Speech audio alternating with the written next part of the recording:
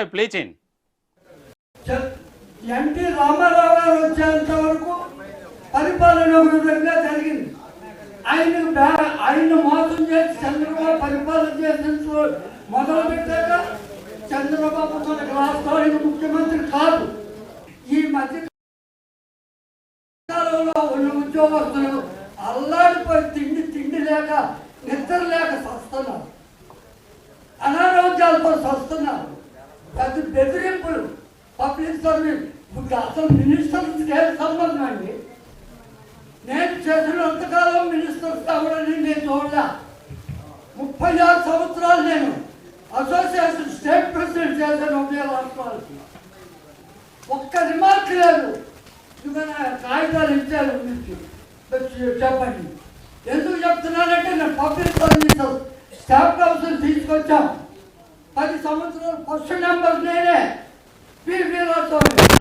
జిల్లా public services permanent member, principal member public services district కలెక్టర్కి, మాకు చైర్మన్ కలెక్టర్. ఏ ఇబ్బంది వచ్చినా కలెక్టర్తో చెప్పి రైట్ చేయించుడు. కలెక్టర్ రిపోర్ట్ ఇచ్చి ఎక్కడ భర్తీ చేసేవాడు. ఒక వ్యక్తి రిటైర్ అయ్యాక టెంపరీ వాడు ఉన్నప్పుడు ఆ పోస్టులో పోయి చేయడానికి ఎవరికంటే అధికారం ఉంది? ఏ ప్రభుత్వం దిగిపోవాలన్నా, ఏ పార్టీ ప్రభుత్వంలోకి రావాలన్నా కేవలం ఉద్యోగ ఉపాధ్యాయులే కారకుడు. ఇది నిజం, ఇది నిజమండి. అది మన గుర్తించట్లేదు. హామీలు ఇచ్చేశారు. ఉదాహరణ, సిబిఎన్ గారు అనంతపురం జిల్లాలో రాయదుర్గంలో మేధావుల సభలో 42% రిక్రూట్మెంట్ ఇస్తారని ఆయనే చెప్పారు. ఇస్తారు, ఆయన ఇస్తారండి. నేను ఇస్తాను, మీ బాధలు తెలుసు అంటున్నారు. ఎప్పుడు ఇస్తారో తెలియదు. మరి 28 ఇస్తారు. మళ్ళా నెక్స్ట్ ఈ పుంజుకుంటున్నాం కాబట్టి బలం పెరుగుతుంది కాబట్టి మాకు బరువు పెరుగుతున్నాం కాబట్టి నెక్స్ట్ లక్షలు ఇస్తారంటారో తెలియదు. మనకి ఇవ్వాలి కదండి. హామీ ఇచ్చిన తర్వాత చెయ్యాలి కదా, రోసయ్య గారు చెప్పినట్టు. కాబట్టి ఎవరిని నేను వేరే ఉద్దేశంతో ఎవరిని కించపరిచే మాటలు మాట్లాడట్లేదండి. నా బాధని నేను చెప్పుకుంటున్నాను.